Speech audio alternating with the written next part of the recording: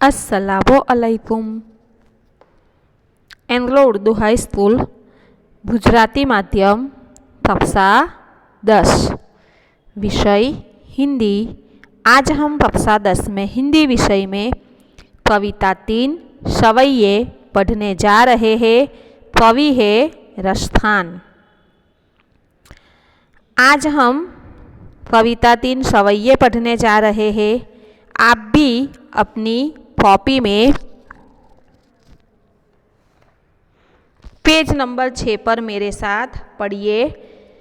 आशा करती हूँ घर पर रहकर भी आप अच्छी तरह से पढ़ाई कर रहे होंगे। काफ़ी समय मिल रहा है आपको। रोज़ाना आप जो भी यहाँ पर पढ़ाया जाए उस पर ध्यान दीजिए। जो स्वाध्याय आपको लिखने के लिए कहा जाता है वह भी लिखिए। साथ ही जो इकाई जो कविता यहाँ से पढ़ाई जा रही है उसको समझिए। प्रश्नों के उत्तर, व्याकरण जो भी उस इकाई या कविता में आए उसे अभी से ही याद कीजिए। रस्थान का जन्म सन 1548 में हुआ माना जाता है। उनका मूल नाम सैयद इब्राहिम था और वे दिल्ली के आसपास के रहने वाले थे। कृष्ण भक्ति ने उन्हें ऐसा मुग्ध कर दिया कि गोस्वामी विट्ठलनाथ से दीक्षा ली और ब्रजभूमि में जा बसे। सन 1628 के लगभग उनकी मृत्यु हुई ऐसा माना जाता है। आज हम सवैये पढ़ने जा रहे हैं। सवैये क्या है? सवैये किसे कहते हैं? तो सवैया एक छंद है। आप गुजराती विषय पढ़ोगे तो उसमें छंद, अलंकार आदि आप अवश्य पढ़ोगे। यह 4 चरणों का समपाद वर्ण छंद है। 4 चरण यानी आप जब कविता पढ़ेंगे तो आप भी देखेंगे कि 4 चरण में यहाँ पर कविता को दिया गया है। वर्णित वृत्तों में 22 से 26 अक्षर के चरण वाले जाति छंदों को सामूहिक रूप से हिंदी में सवैया कहने की परंपरा है कि प्रत्येक चरण में 22 से 26 अक्षर आएंगे। इस प्रकार सामान्य जाति वृत्तों से बड़े और वर्णित दंडकों से छोटे छंद को सवैया समझा जा सकता है।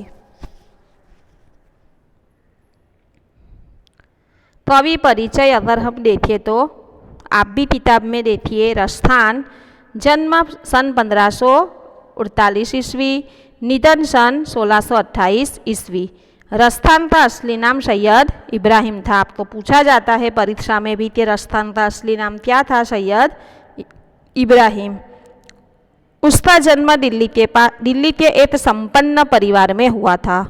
गोस्वामी विट्ठलनाथ जी से दीक्षा ग्रहण कर ब्रज में रहकर कृष्ण भक्ति के पद लिखे थे। उन्होंने विट्ठलनाथ जी से दीक्षा ग्रहण की और अंत में वह ब्रज में रहकर कृष्ण भक्ति के पद लिखने लगे। एक मुसलमान कवि की अनन्य कृष्ण भक्ति सराहनीय है।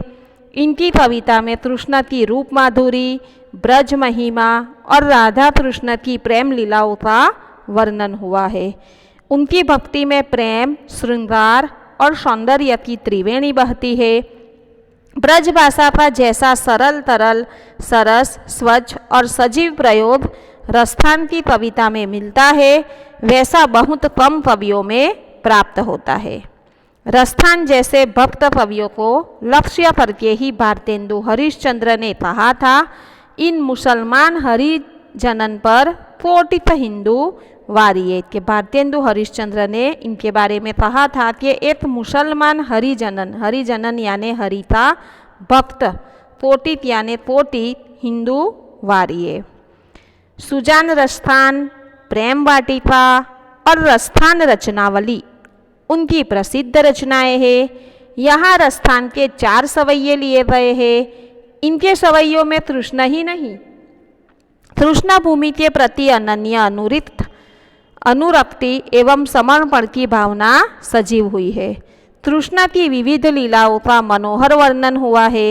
इन सवैयों में कृष्ण का धेनु चराना, धेनु यानी गाय, बेनू बजाना, बेनू यानी बंशी प्रेम रंग में रंगना और भंगिमाओं के साथ माधुर्यपूर्ण चित्रण हुआ है। तृष्णा के सामीप्य के लिए कवि लकुटी लेकर ग्वालों के संग फिरने की बात करते हैं। लकुटी यानी लकड़ी। शिक्षक छात्रों को बताए कि एक मुसलमान कवि होते हुए भी रस्थान कृष्ण भक्ति में लीन थे।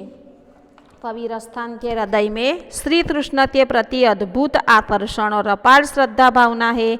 यहाँ रस्थान के 4 सवैये दिए गए हैं जिनमें यह भावना स्पष्ट रूप से दिखाई देती है। रस्थान कृष्ण की लीला भूमि और कृष्ण से जुड़ी हर छोटी बड़ी वस्तु के समीप रहने की कामना करते हैं। श्री कृष्ण के संपर्क में रहने के लिए वे अपना सर्वस्व त्यागने के लिए तत्पर है। वे ब्रज में श्री कृष्ण की विभिन्न लीलाओं के जादू से अभिभूत है और कृष्ण के प्रति गोपियों के निश्चल एवं पवित्र प्रेम का भाव भरा वर्णन करते हैं। कविता को पढ़ने से पहले हमें कविता का गान करना होगा। आप भी मेरे साथ किताब में ध्यान दीजिए पेज नंबर 6 पर और सबसे पहले मुझे सुनिए, फिर आप भी इस कविता का गान कीजिए। मानुष हो तो वही रस थान, बसो मिली गोकुल गाँव के द्वारन। जो पशु हो तो कहाँ बस मेरो, चरो नित नंद की धेनु मंजारन। पाहन हो तो वही गिरी तो जो धर्यो करे छत्र पुरंदर तारन। जो खद हो तो बसेरो करो मिली, कालिंदी फूल कदम्ब की डारन। जो खद हो तो बसेरो करो मिली, कालिंदी फूल कदम्ब की डारन।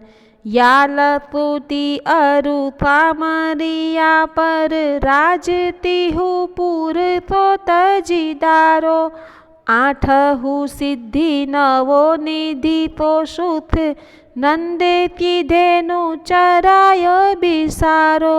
रसथाने तबो इन आँखिन सो, ब्रज के बन बाग तडागे निहारो। कोटि पहु पल धोते के धाम, करी लेते कुंजन ऊपर वारो। कोटि पहु पल धोते के धाम, करी लेते कुंजन ऊपर वारो। जा दिन ते वह नंदत छोरो, या बन धेनु चराई गयो है। मोहिनी ताननी गोधन गाई के, बेनु बजाई रिझाई गयो है। ताही तरी छूटो न सोते, रस थान हिये में समाई गयो है। पोहु न ताहू की तानी करे, सीधरो ब्रज बीर बिताई गयो है। पोहु न ताहू की तानी करे, सीधरो ब्रज बीर बिताई गयो है। मोरे पथा सिर ऊपर राखी हो, गुंज की माल भरे पहिरोंगी। ओढ़ी पीताम्बर ले लकुटी बन, धोधन द्वारी न संग फिरोंगी।